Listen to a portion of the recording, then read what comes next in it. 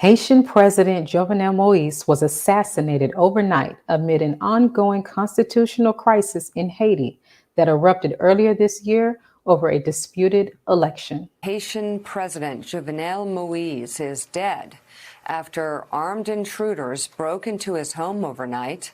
According to an official, the Haitian Prime Minister, the nation's leader, was fatally shot. His wife was also injured in the attack. NBC News has not confirmed the report. The statement did not identify the assailants, but said they were Spanish-speaking. This comes amid months of political upheaval within the country over calls for the president to resign. Again, Haitian President Jovenel Moise apparently shot and killed inside of his home. Joining us to discuss this is weekly contributor Brian E. Muhammad, writer for the Final Call News. Greetings, sir. Greetings, Rosalind. Thank you. Yes, sir. Thank you. We learned today that the Haitian president, Jovenel Moise, was assassinated overnight. Has anyone or any group claimed responsibility for his assassination? No, no one has claimed responsibility.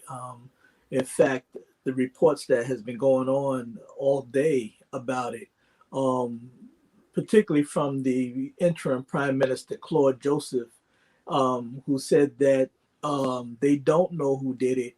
And there was some footage apparently that was captured where they heard English-speaking people and Spanish-speaking people, which implies that these were, outside mercenaries or outside foreign interests that did this act in the wee hours of the morning. Are there any suspects being mentioned?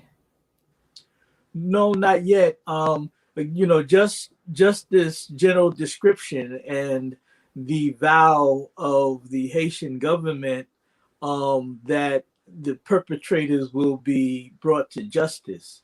But it's very volatile, and at this point, the various people that I've been speaking to throughout the day concerning this, it could be anybody. He has had problems with so many different elements and influences in the country that it's hard to tell right now, just from face value of who it could have been. Okay.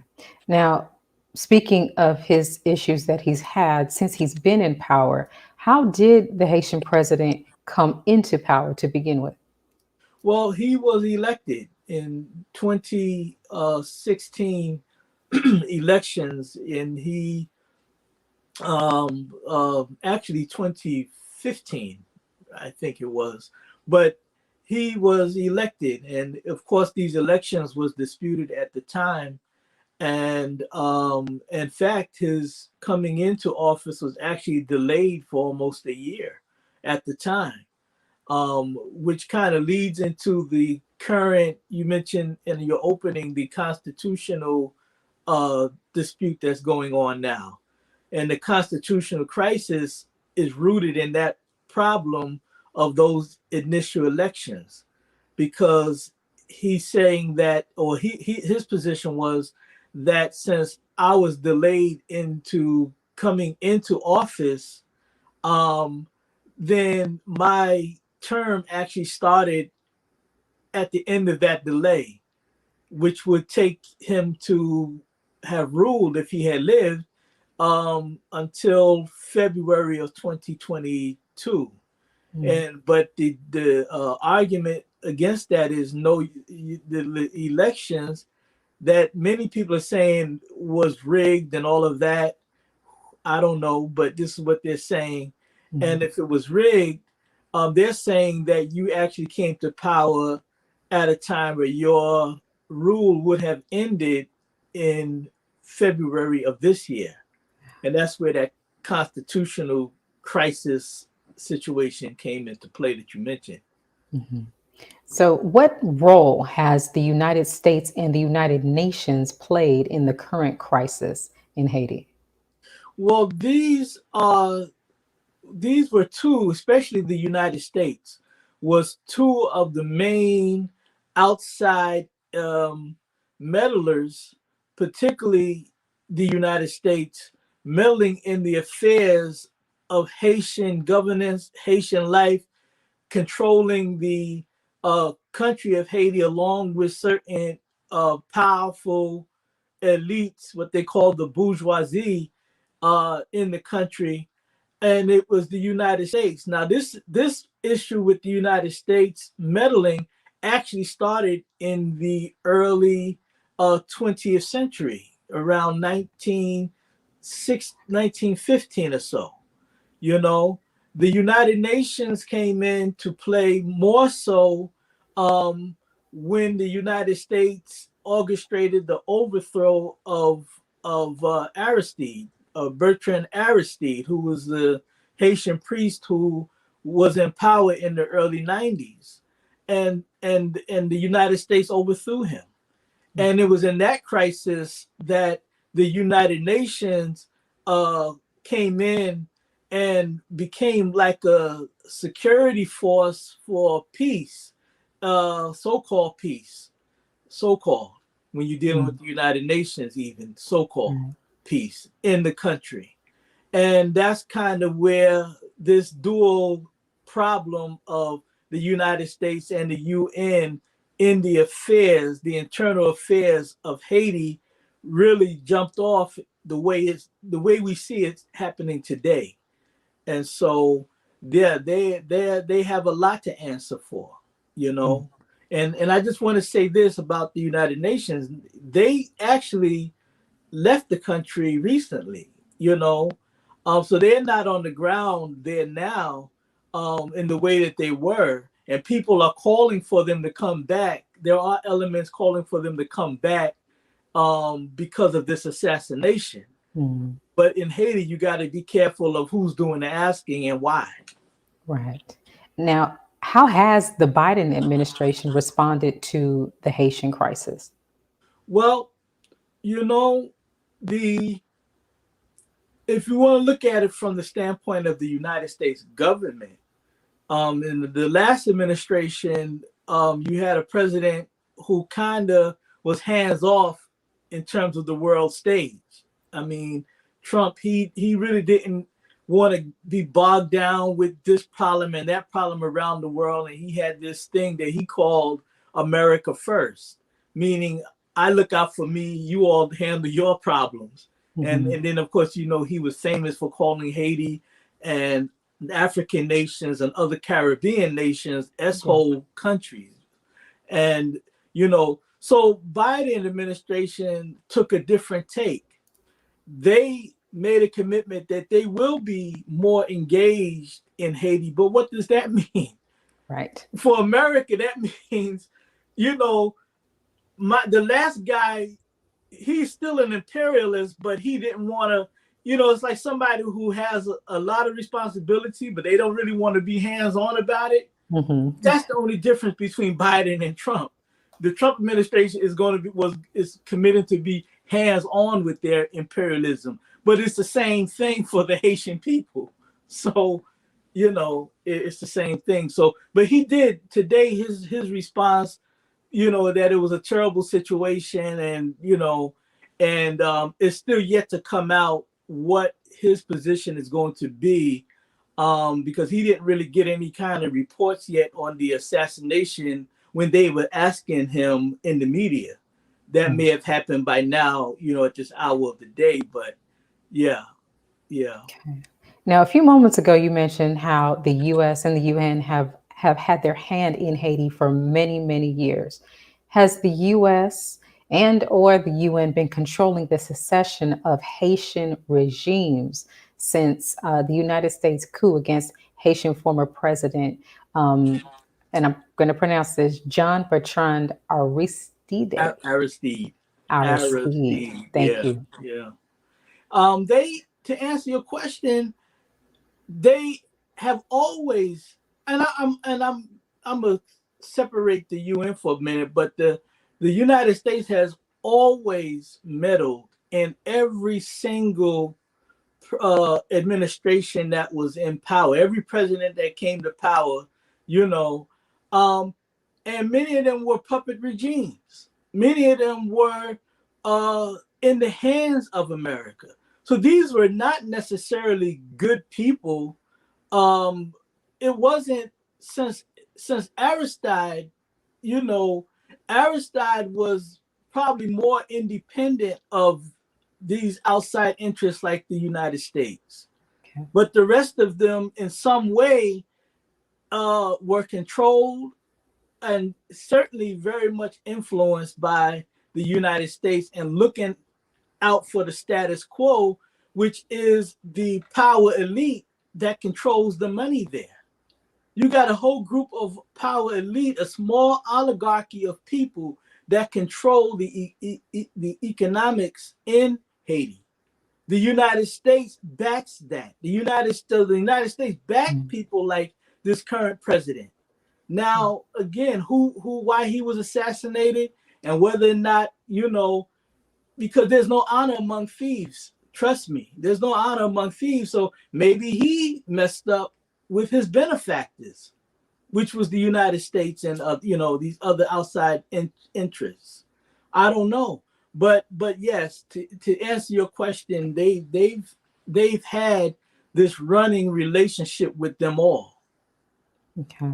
Now, very quickly, before we go to break, can you tell us, can President Moise's regime be compared in any way to the terror reign of the U.S. and France backed Duvalier family under Francois or Papa Doc, who ruled in Haiti?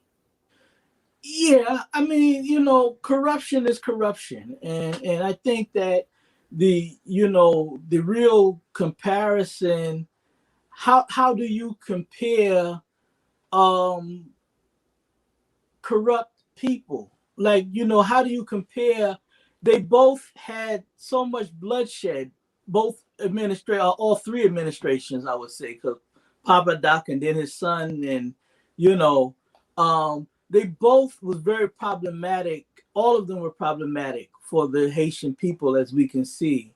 Um, I have to leave that to the analysts, the Haiti analysts, really to really say, where do we cross the T's and dot the I's, and and talk very specific in terms of comparisons. But they all were bad for the Haitian people. Okay.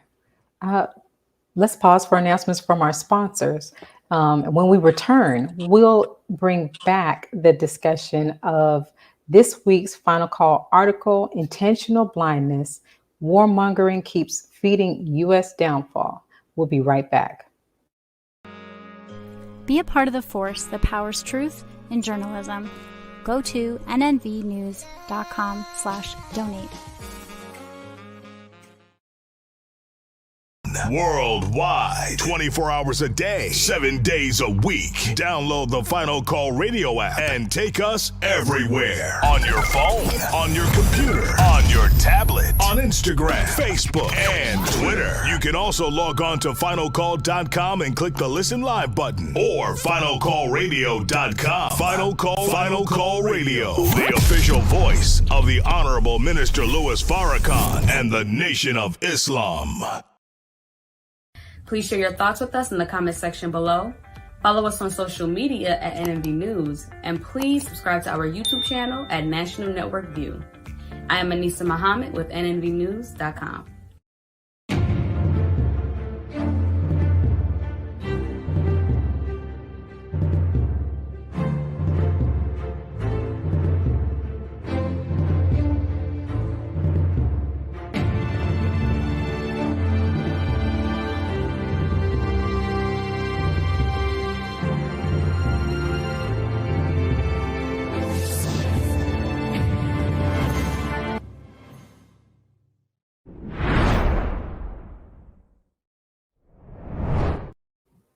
At this time, when the nations will have to face the consequences of their deeds, the Final Call News reminds us that it is America's intentional blindness and warmongering that keeps feeding the U.S.'s downfall.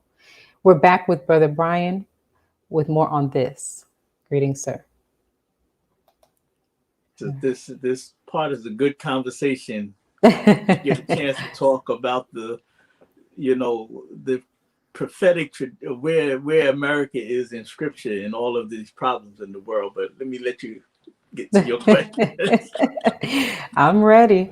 All right. Well, you and the Final Call news editor, Nabab Mohammed's article, Intentional Blindness, Warmongering Keeps Feeding U.S.'s Downfall, provides a wealth of information about the many conflict hotspots around the world.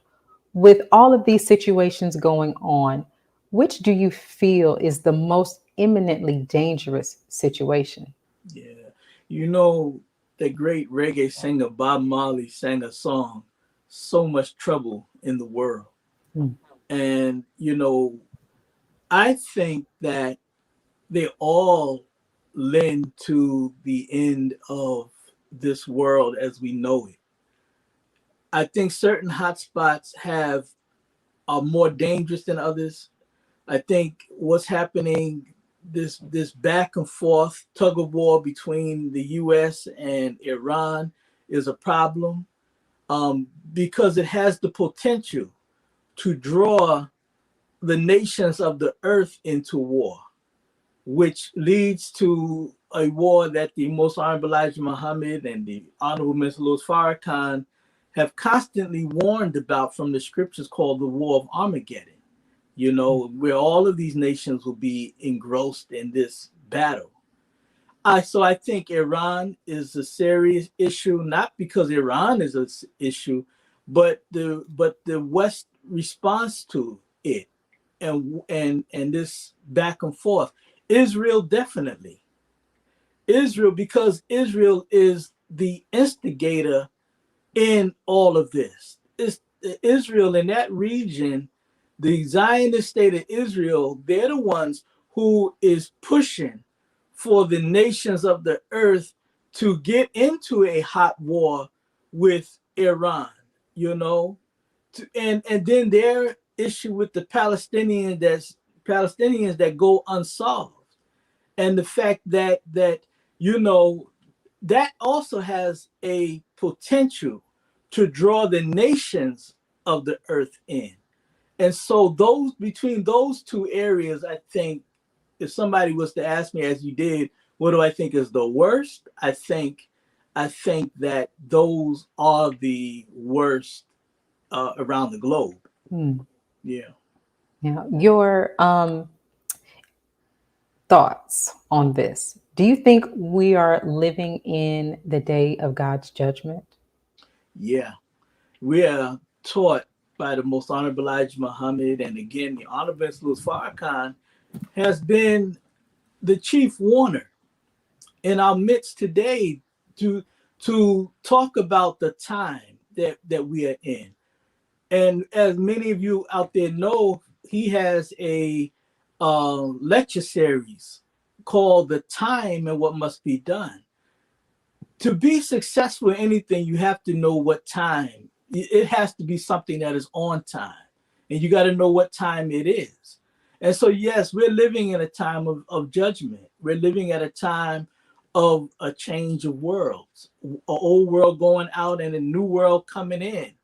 And it's the turmoil in that friction of an old world going out, where it, even though they know their end was coming, they're responding like, we're just not going to go out like that. So Mhm. you got this turmoil, and it looks like they want to fight God himself. But yes, we're living in a time of what we call divine judgment. Mhm. As your Final Call news article states, at some point, the proverbial pot cooking, unjust U.S. foreign policy, and meddling in other nations must boil over. How will America fare as tension and conflict rise, simmer, subside, and then rise again? Well, they will lose friendship. Right now, there is dissatisfaction in all the quarters of the world against America because of what America has done. The United States just don't go and hurt governments that they are at odds with. they hurt the people of those governments through sanction regimes, through, through doing things that will hurt the masses of the people, in hopes that the people will rise up against their governments for change. But they are actually becoming more dissatisfied with America. But here's the thing. America is not going to be touched. I don't care if like what happened with 911, the unfortunate situation like that took place. No outside entity is going to destroy America or come in and do that and be successful.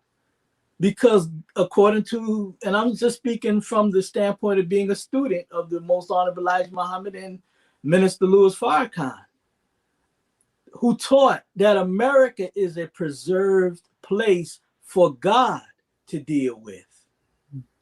America is first on the list of all of the nations that God is going to sit down to establish his nation, a government of peace that we can all, a universal government of peace wherein we all can live in peace together.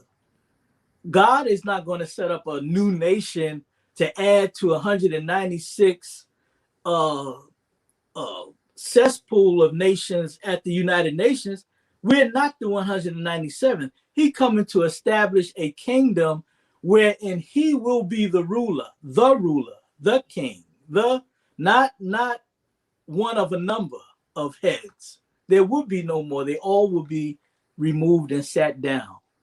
So yeah, this is where we're at right now. Mm-hmm. And President Joe Biden pledged to pull out of Afghanistan by September 11th, the anniversary of the 2001 attack on the World Trade Center in New York.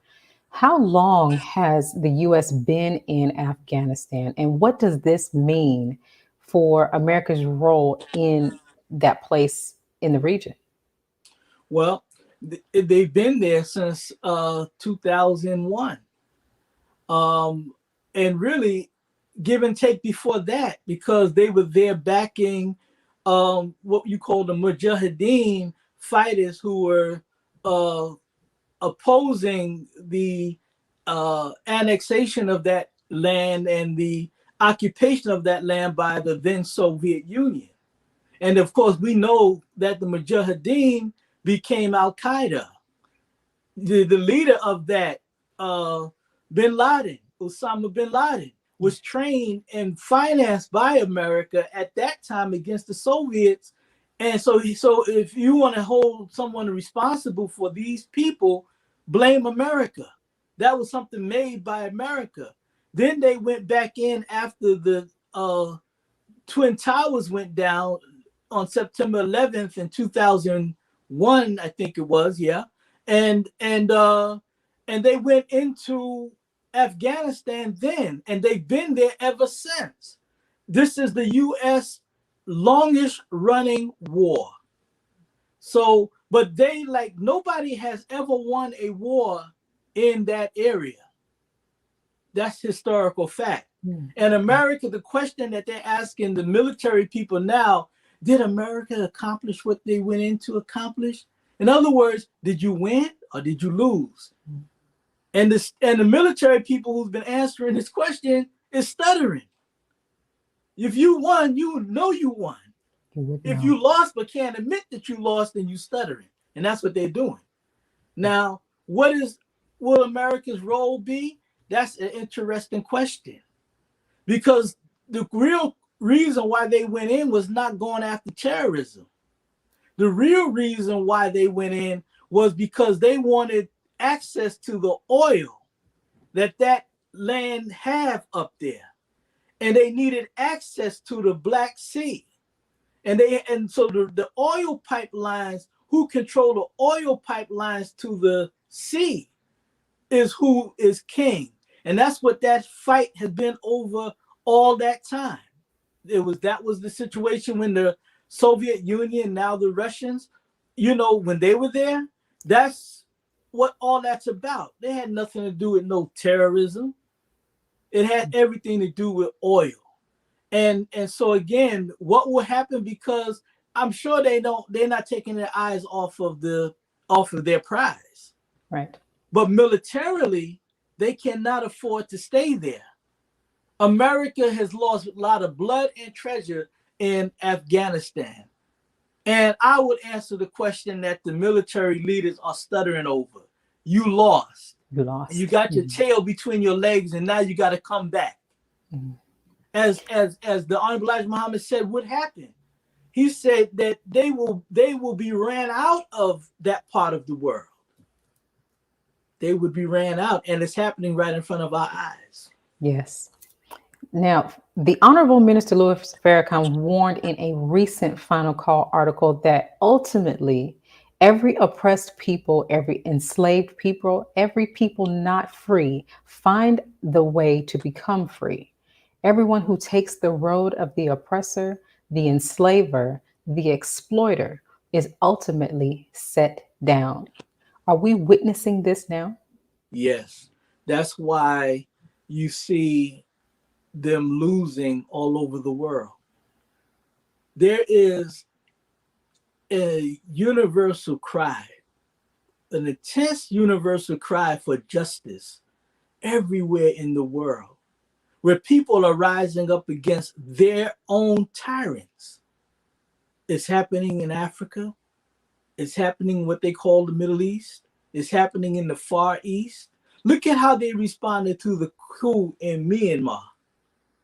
Now where the military was successful in controlling and containing the people for many, many years when they rose up before. This last time that the military rose up, there were elements of the people that's beating the military back. I mean, they're responding in ways that they didn't respond before. Look at what happened after the killing of George Floyd. Yes. Look at the backlash against the security apparatus of this country called the police. This is a new day for the black man, and the black woman. This new generation is a generation that has no fear of the oppressor. Well, why is that? Because they're not experienced fighters in liberation. They didn't live in the 60s. That was their grandfather's time. That was, but now there's something in their heart. I believe that it is God himself is now in the heart of the people and is moving against his enemies.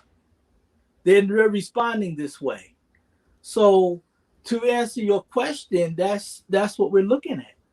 Yes, sir. They're slipping. They cannot do it the way they used to do it. It just will not happen. Our young people are not going out like that.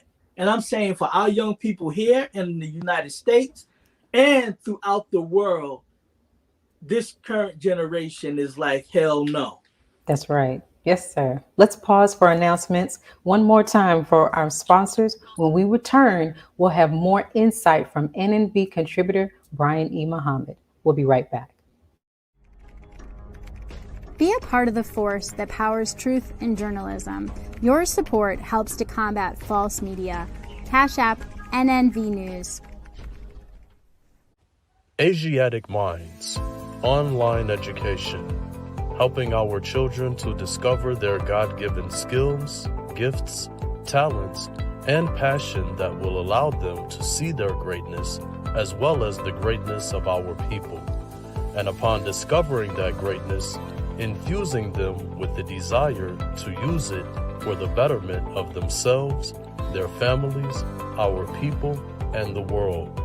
Classes begin September 1st. To enroll, visit AsiaticMinds.com. This is Sister Sajda Muhammad. We are proud to announce that the Sajda House commemorative Elijah coins are finally here. This priceless heirloom, made from recycled copper from the messenger's home, is now available at sajdahouse.com. Greetings from National Network View. This week's Final Call cover story headline reads, "Severe Weather Lashes America," As hurricanes struck the south and tornadoes hit the Midwest region, droughts strangle western states as the forces of nature and the destructive force of weather punishes the United States. The divine judgment of God is intensifying in the country. This FCM volume number 39 edition middle page article by the Honorable Minister Louis Farrakhan is entitled, God Has Come for the Black Man and Woman. To read more, subscribe to finalcalldigital.com and tune in to the all-new Final Call Radio. This is the nnvnews.com Final Call cover report. Please make sure you leave your comments and questions in the comment section below. Follow us on Facebook, National Network View, and make sure to check us out on Twitter as well, National Network View. This is Sergio Gutierrez with National Network View, signing off.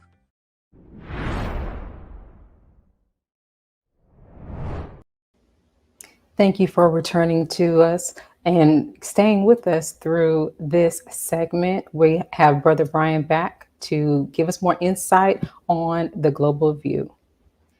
After excessive Israeli airstrikes in May killed nearly 300 Palestinians in the recent bombardment, will the U.S. finally restrict its military funding to Israel?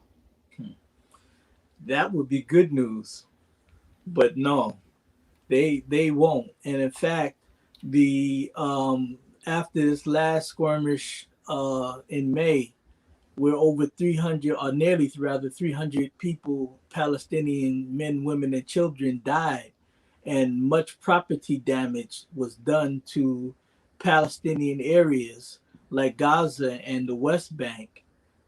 The United States turned around and offered or approved a arms sale to the tune of 200 and I had it in front of me. It was 200 and something $million. Now they already get $4 billion a year, as we know, of our taxpayer money. They are the biggest welfare recipients in the whole world, Israel. And that's just what they get from the United States. If we do the numbers that they get from other countries, I mean, it's just that much more. But they signed I'm looking for the figure because I want people to know what their government is doing. You know, it was I can't find it, but it was it was millions of dollars worth of arms, and really it was to replenish what they used against the Palestinians just last month. But why would you do that? And even though it has not been put through Congress yet, analysts are saying that there's no reason why they believe that the Congress people will say no to the Biden administration of making this arms sales to Israel. It's crazy. It's crazy. So no, they're not going to stop. They can't stop. Is America the leading arms dealer globally? Yeah. In fact, they found that America had increased its sales in arms. I'm talking about these big ticket military arms sales around the world by 37%. I mean, that's a lot. That's a lot. And and I just want to maybe just read this right quick. It's a small piece to really give a picture. And this came from the Stockholm International Peace Research Center, which is an institute which keeps up with these numbers of global arms sales around the world. It said numbers from April revealed America supplied major arms to 96 nations, far more than any other supplier. Nearly half, nearly 50%. It was 47%, but that's nearly half of arms sales of all went to the Middle East. Saudi Arabia accounted for 24% of total U.S. arms exports. See, and why is that important for us to know? Because they are buying these arms, but they're not aiming these arms at the biggest arms. Really, the biggest arms problem is the state of Israel. If you notice, Israel is the only country in that region that has nuclear weapons. Yes. See, they want to say Iran, but Iran is not really in what you call the Middle East. It's more Asia, what they call, but the point is, Israel has nuclear weapons. No other country has nuclear weapons. But then when you see them buying these arms, they're not talking about containing and putting Israel in check. All of them are talking about, we're getting these arms because we got this problem called Iran near us. Right. Particularly Saudi Arabia. See? It says this. So you're buying these arms to kill each other as Muslims? How are you killing your own Muslim brother over a political problem, over geographic issue, real geopolitical problems, at the instigation of Israel and America? And America has, I don't care what America says about bringing some of these deals down, scaling back. Yes. They have to sell these arms because this is where they make a lot of money. It's about the money for America. So they're not interested in peace. Mm-hmm. They make money when it comes to war. Right. So, Brother Brian, speaking of Iran, Iran has been suffering under the U.S. Sanctions. Mm-hmm. Have the so-called moderates lost faith in the Islamic Republic? Well, I think that, no nation enjoys, or no leadership enjoys 100% satisfaction from its people. The Iranian people, they want peace, and they want to live their lives, without the threat that they were under. This is politics. Whether or not it's the more moderate thinking ones, and really a lot of times in that part of the world, when they say moderate versus those who aren't, the moderate ones have more of a taste to appease their enemies, like the United States. They have more of a propensity to play ball with the European Union and others who may not do things for the best interest of the Iranian people.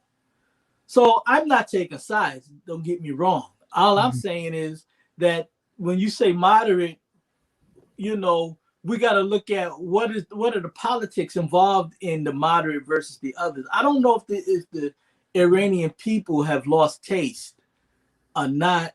I think the people have always been consistent. I just want to live, right, raise my family in a sane environment, Right. Yeah.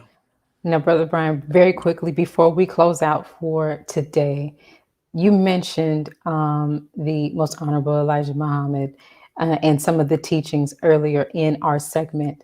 The Honorable Elijah Muhammad said America is number one on God's list to be destroyed. How is this to come about? It's coming about. It's happening right before our eyes. In the Holy Quran, Allah talks about the disbelievers and the hypocrites and all of that.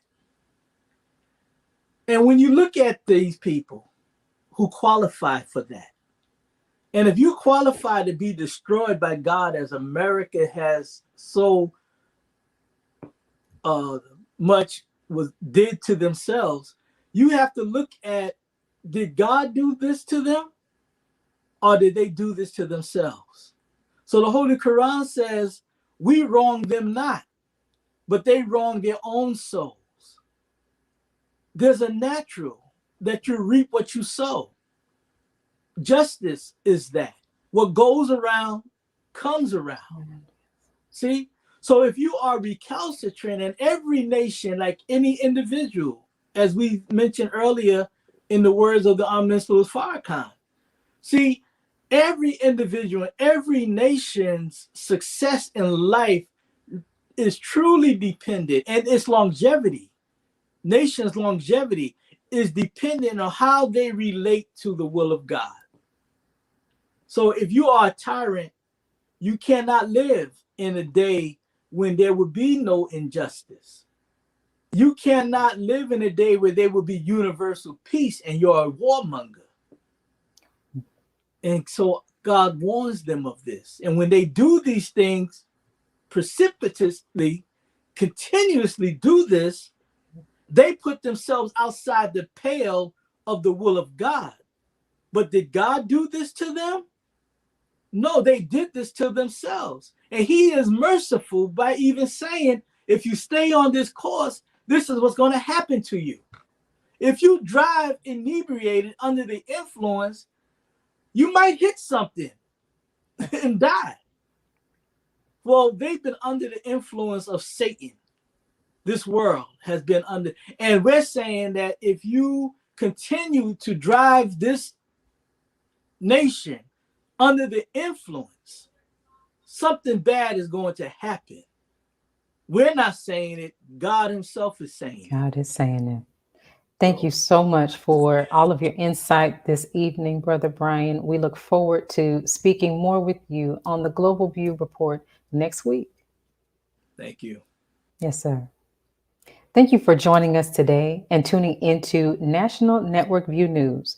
Please share your thoughts with us in the comment section below. Follow us on social media at NNV News, and please subscribe to our YouTube channel, NNV News. This is Rosalind Parks with National Network View News. Good night. Be a part of the force that powers truth in journalism. Go to nnvnews.com/donate.